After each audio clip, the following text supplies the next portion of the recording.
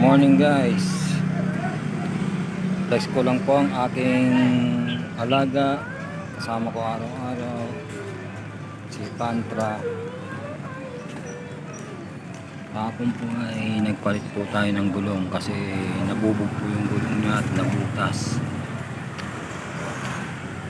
Ay re-review ko na lang po yung mga tsaka bagong patong kusina niya. Yung mga gusto kong padagdag ng mga accessories. Hindi naman po tayo marunong, may alam lang po tayo sa pag-wiring. Yan po yung mga gusto nang papadagdag ng mga accessories kung tulad ng mga alarm ng motor. Be careful when you drive. Turn left. Turn right.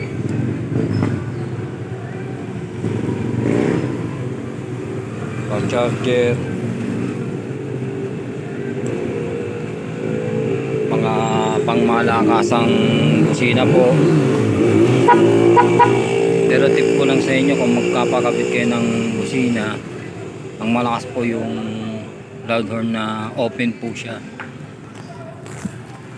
Guys, sa mga magpapadagdag ng accessories, kasi maraming mekaniko na nagkakabit po sa accessories wire ng motor. Ngayon, pag nagkaroon ng problema po yung ginabit nila, naging grounded, pati ang motor hindi na po siya natakbo.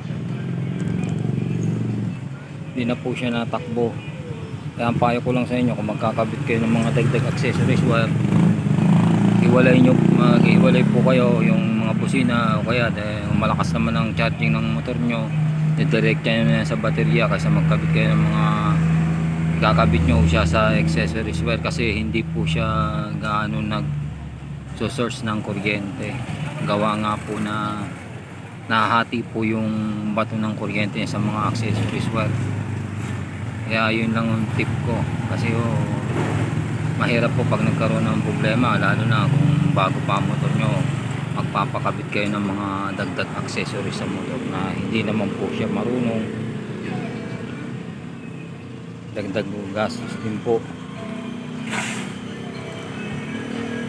Kaya yun lang ang tip ko sa inyo, kung magpapakabit kayo ng accessories wire katulad ng mga alarm, kusina, palagyan nyo po ng relay o kaya ng fuse para pag nagkaroon siya ng problema, yun po lang ang magiging problema niya. Alam na, madalis na po siyang hanapin.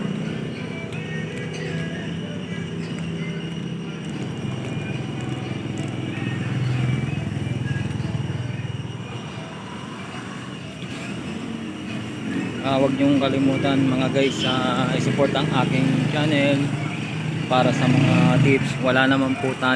Hindi naman po tayo ganong may alam lang po tayo sa pagwa-wiring. Please support my channel. Comment down below po kung may mali po tayo. Supportahan niyo po ang aking channel, YouTube channel na Jigs TV po. Maraming salamat po. Ingat po sa lahat. Shoutout nga po pala kaya sa mga Team Hilas. Shoutout din mga sa mga friends ko. Shoutout din sa mga anak ko dyan. Ingat kayo palagi. Shoutout din pala sa mga kaibigan ko at saka sa mga magulang ko. Magpagaling ko kayo. Maraming salamat and God bless po sa inyong lahat.